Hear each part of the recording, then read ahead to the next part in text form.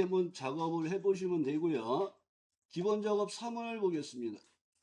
자, 기본 작업 3은 A4부터 F15 영역에 판매 대금이 여기 있어요. 판매 대금이 판매 금액의 평균보다 큰 행 전체의 모양을 내는 걸로 에버러지 함수를 쓰라 그랬어요.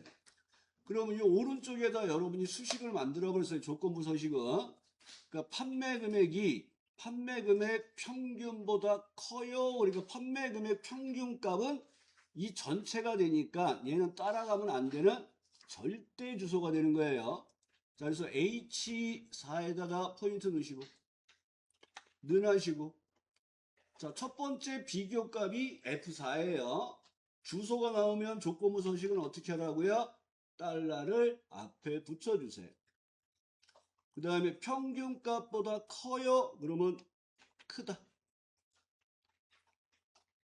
그 다음에 이제 평균을 넣어주시는 거예요. 에버러지를 넣어주시고. 그 다음에 판매 금액 범위를 선택하시고. 이 주소가 절대 주소예요. 그러니까 요게 어려운 거예요. 절대 주소 유무를 판단하는 거. 그 다음에 가로 닫고 엔터. 그래서 true, false를 보시는 거예요. 그러면 요 에버러지에서 마법사 들어가 보면 평균값이 4376 이렇게 돼 있죠. 그럼 여러분들이 확인할 때 얘가 4376보다 작네 false, 4376보다 크네 true. true, false가 이상 없는지 꼭 보셔야 돼요. 자, 여기까지 되셨으면 그 다음 작업은 수식을 복사하고 엔터. 그 다음에 이제 시작하시는 거예요. 제목행을 제외하고 범위를 잡으셔야 돼요. 조건부 서식은. 잡으셨나요? 네. 그 입술 좀 뜯지 말라고 그렇게 얘기를 했는데 자꾸 입술을 뜯어야 하고 구박을 했어요. 자, 홈의 조건부 서식에 새 규칙에 들어가시고 수식을 사용해서 컨트롤 V. 그 다음에 모양을 내는 게 표준색 빨강. 그 다음에 굵은 기울림꼴. 그래서 확인. 그럼 이렇게 true가 들어가 있는 5줄이 빨간색으로 변경이 되는 거예요. 그럼 여러분들이 이제 시험을 본다고 생각하면 시트를 넘어갈 때마다 뭐 하라 했어요? 저장을 컨트롤 S를 누르시고 분석 작업으로 넘어가시는 거예요. 계산 작업은 아예 쳐다도 보는 게 아니에요. 차트까지 끝나고 계산 작업 들어가시는 거예요. 아, 그렇게 얘기를 했는데 어떤 분이 기본적으로 3하고 딱 계산 작업을 봤더니 문제가 쉬워 하고 풀다가 끝났대요. 시간이 잘 가잖아요. 안 되고 또 풀고 막 이런단 말이에요. 그래서 계산 작업은 제일 마지막에 1번부터 푸는 게 아니라 쉬운 문제부터 푸는 거예요. 자, 분석 작업 1번에 부분합 나왔네요. 전체 범위 잡으시고 정렬부터 들어가셔야죠. 데이터 탭 정렬. 부서를 기준으로 오름 차순하라 그랬어요. 부서를 기준으로 오름 차순해 주시고. 확인. 그럼 부서가 꼭 보세요. 정렬하고 영업 1팀, 영업 2팀, 영업 3팀 오름 차순 돼 있나 보시고 데이터 탭 부분합 들어가시고 자, 문제를 읽으시면 돼요. 그림과 같이 부서별로 그리고 부서별이 나왔으니까 그룹할 항목이 사원명이 아니라 부서가 되는 거예요. 부서별. 그 다음에 1월, 2월, 3월에 1월, 2월, 3월에 총계는 없네. 빼시고 합계를 하라 그랬습니다. 그럼 처음부터 새로운 값 대치를 풀자 그랬죠. 네. 풀어놓으시고 확인. 그대로 데이터 탭 부분합을 또 들어가시고 두 번째 부분합은 똑같은 작업을 하는데 함수만 뭘로 바뀌었어요? 평균. 그럼 함수만 평균으로 바꿔주시고 확인. 그리고 A, B열과 C열 사이를 좀 넓혀주시고 밑에 잘못했네요. 총계의 평균이요. 죄송합니다. 그러면 잘못했죠. 그럼 어떻게 하라고요? 데이터 탭 부분합 모두 제거. 그럼 범위가 이렇게 잡혀 있어요. 그럼 다시 범위를 잡으시고 데이터 탭 부분합에 들어가서 합계를 먼저 하시고 데이터 탭 부분합에 가서 왜 갑자기 이걸 그냥 봤을까요? 총계의 평균. 총계의 평균인데 제가 그냥 1월, 2월, 3월로 그냥 했어요. 이렇게 잘못했을 때 부분합 모두 제거로 하시고 다시 하시면 돼요.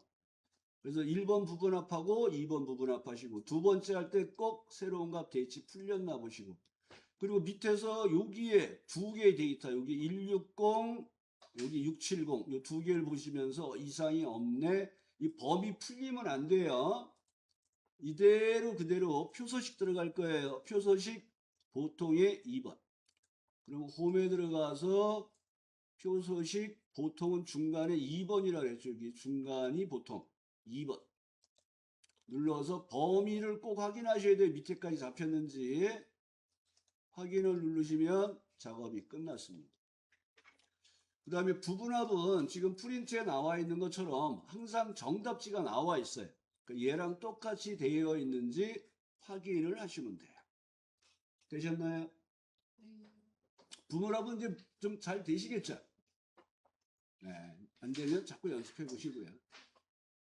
자, 2번 피벗 들어가겠습니다. 자, 피벗 그러면 항상 위치가 어디지를 먼저 보시는 거예요. 위치가 A18이에요. 동일한 시트에. 그러면 제품명서부터 범위를 잡는데 병합된 부분은 제외하라 그랬어요. 자, 삽입, 피벗, 기존의 워크시트에 A18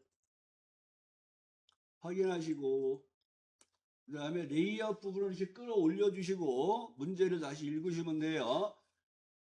지점별 매출 실적 현황표에서 제품명은 행에다 넣으시고 지점은 열에 갖다 넣으시고 값에는 판매량의 평균 자, 판매량을 먼저 끌어다 놓으시고 클릭 값 필드 설정에서 평균을 바꾸시고 자 여기서 밑에 문제를 보셔야 돼요. 여기에 보면 세일 서식이 값 영역의 총 판매액 평균은 표시 형식 값필 설정의 세일 서식 대화상자 숫자 범주의 천 단위 구분기를 이용하세요. 그러면 여기서 바꿔야 돼? 안 바꿔야 돼?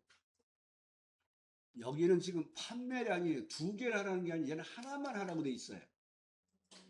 그러니까 얘는 그냥 확인으로 나오셔야 돼요. 확인으로 나오시고 두 번째 작업이 총 판매액의 평균, 총 판매액을 끌어다 놓으시고 클릭 값필드 설정의 평균을 바꾸시면서 밑에는 값형의 총 판매액의 평균을 총 판매액만 좀 바꾸라는 거예요. 여기에 가서 표시 형식에서 숫자의 천 단위 구분기호를 얘만 체크하셔야 돼요. 요런 문제가 함정이에요. 두 개 다 바꾸시면 안 돼요. 자, 작업이 다 됐으면 피벗 스타일 보통의 9번 어디에 있다 그랬어요? 스타일은 디자인에 있다 그랬죠. 스타일의 보통이 중간에 9번 여기 있네요. 그리고 저장을 누르시고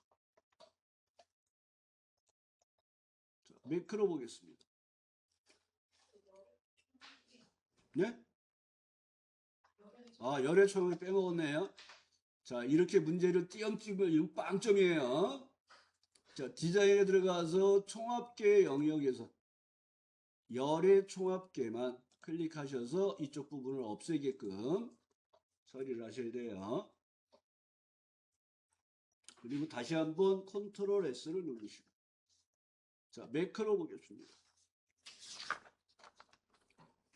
자, 매크로 작업이 나오면 도형 작업만 먼저 보시는 거예요. 아, 1번 문제는 개발 도구의 컨트롤에 삽입의 양식의 단추를 B13, B14.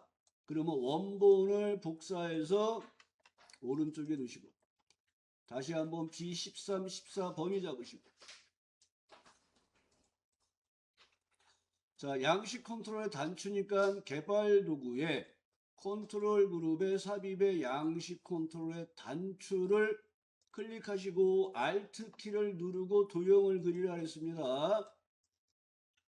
그럼 매크로 지정 대화 상자가 나오면 매크로 이름이 뭐냐 그러면 평균이에요. 평균 하시고 기록 누르시고 기록 대화 상자가 누르면 확인을 하시고 그 다음에 중간과 기말고사의 평균을 에버러지라 했어요. 그러면 여러분들이 얘와 얘 두 개잖아요. 그럼 이럴 때 뭐 하라고요? 범위 잡고 홈에서 자동 합계 목록에서 에버러지 평균을 선택하시는 거예요. 이게 빨라요. 클릭하시면 평균이 나왔어요. 다른 지시 없죠. 그럼 밑에 내려가서 기록 중지를 하시거나 개발 도구에서 기록 중지를 해서 기록을 중지하신 다음에 항상 단추에서 마우스 오른쪽 텍스트 편집 이름을 평균으로 입력. 요거 쓸 때 위에 있는 매크로 이름 보고 쓰시면 안 돼요. 밑에 있는 평균으로 입력을 보고 쓰시는 거예요. 되셨나요? 자, 2번 문제 보겠습니다. 기본 도형의 사각형의 빗면을 D13, 14 여기다 그리라 그랬어요. 13, 14. 자, 삽입에 범위 잡아놓고 삽입에 도형의 이제 빗면은 어디 있는 줄 알죠? 기본 도형의 세 번째 줄, 두 번째 거. 클릭하시고 Alt 키를 이용해서 도형을 그리시고 얘는 매크로형 단추가 아니기 때문에 매크로 지정이 안 뜨니까 도형에서 마우스 오른쪽 매크로 지정을 누르시고 매크로 이름이 뭐예요? 서식. 기록 누르시고 기록 대화 상자에서 확인 누르시고 자, 그 다음에 범위가 두 군데예요. B3부터 B11 컨트롤 누르시고 D3부터 D11 여기서 주로 보면 요 학과만 노란색 루프 나오시는 분 있어요. 그러면 안 돼요. 그 다음에 홈에서 채우기 노랑 노랑 돼 있잖아. 이때 고르는 거 아니에요. 노랑을 그냥 누르시고 밑으로 내려가서 기록 중지 도형에서 마우스 오른쪽 텍스트 편집 뭐라고 쓰라 그랬습니까? 텍스트를 서식으로 입력. 그럼 작업이 끝났으면 복사본을 복사해서 원본에 붙이시고 평균 눌러보고 서식 눌러보고 복사본을 범위 잡고 삭제하시고 저장을 눌러서 작업을 끝내면 되겠습니다. 여기까지 괜찮으시죠? 자, 차트 보겠습니다. 자, 22년 계열과 합계 요소. 자, 합계는 여기에 있어요. 22년은 파란색이죠. 그 파란색 클릭하시고 딜리트로 지워서 제거하시는데 합계는 항목 제거잖아요.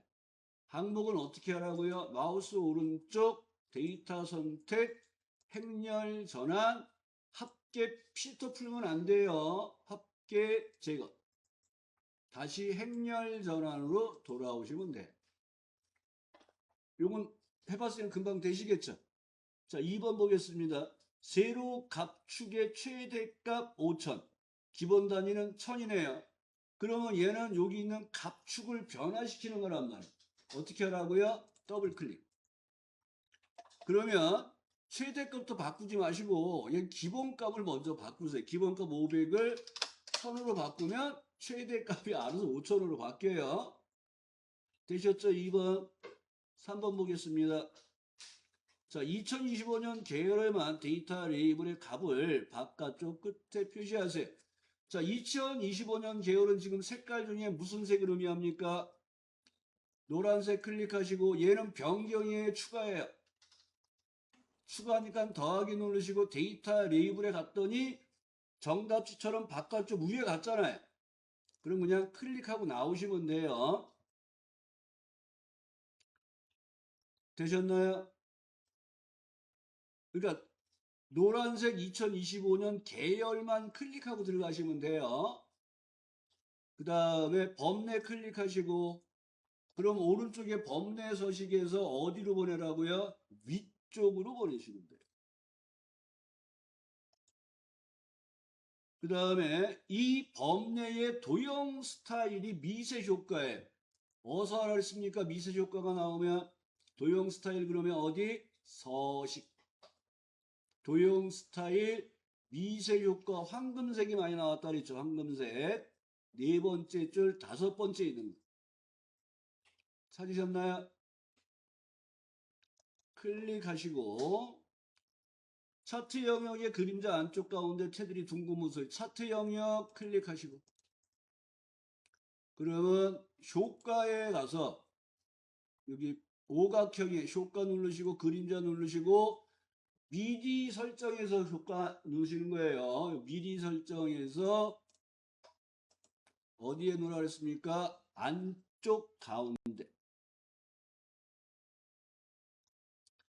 테두리는 뭐예요? 여기 첫 번째 아이콘인 채우기 빛 선에서 테두리 어디 있었어요? 둥근 모서리 맨 밑에. 그리고 저장을 하시고 기본 작업 2를 볼까요? 근데 기본 작업이 뭐 1번, 2번, 3번 간단한 날짜 무난히 되실 것 같은데요. 자 그러면 우리 V룩업, H룩업 하고 나와 있는 계산 문제를 잠깐 볼게요.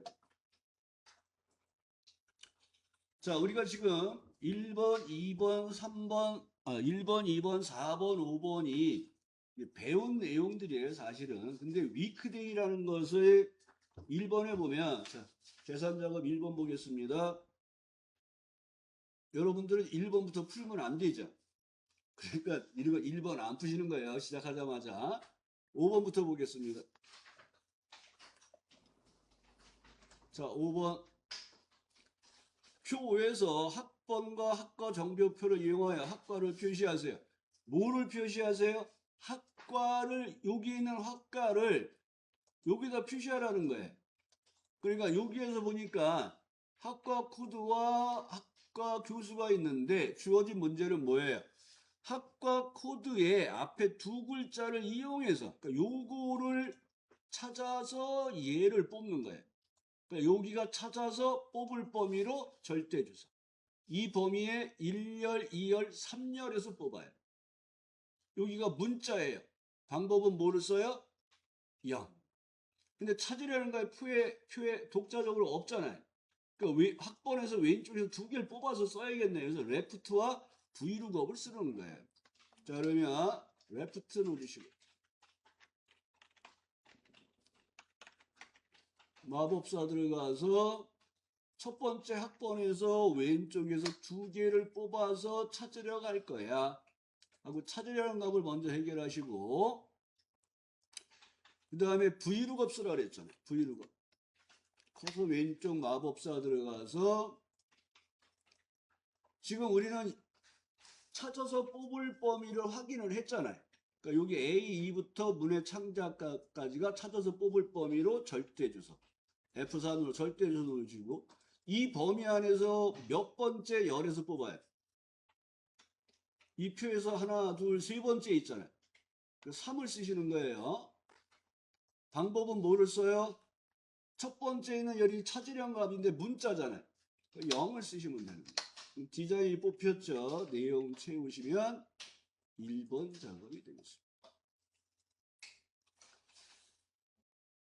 자, 그래서 요렇게 V룩업, H룩업 이런 것들이 쉽게 나오면 여러분들이 조금만 하시면 다 풀 수 있어요.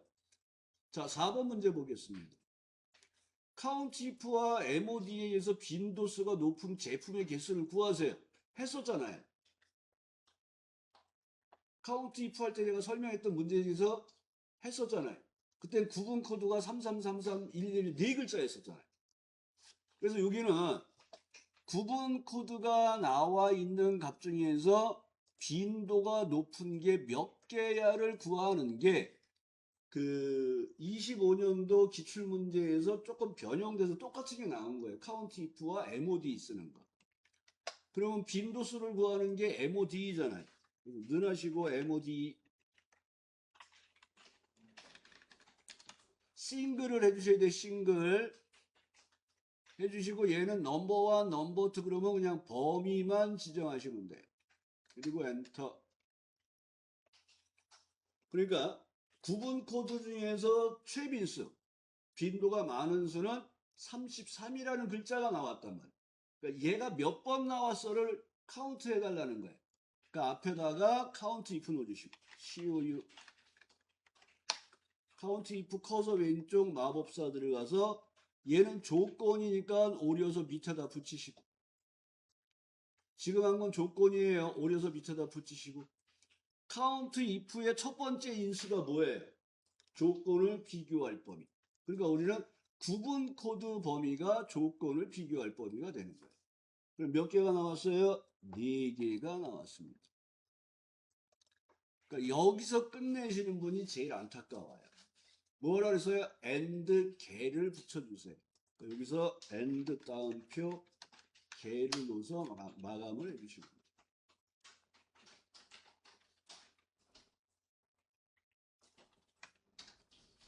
3번 문제 추주는 안 배웠는데 이제 보기만 하세요.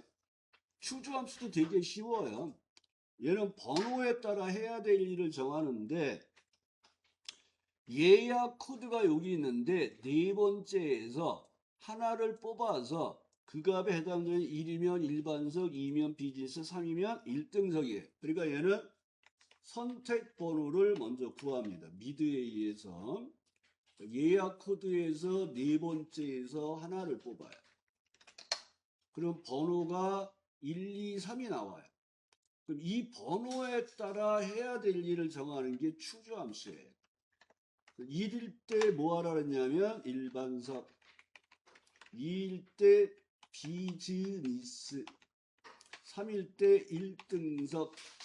이게 추주함수 문제예요.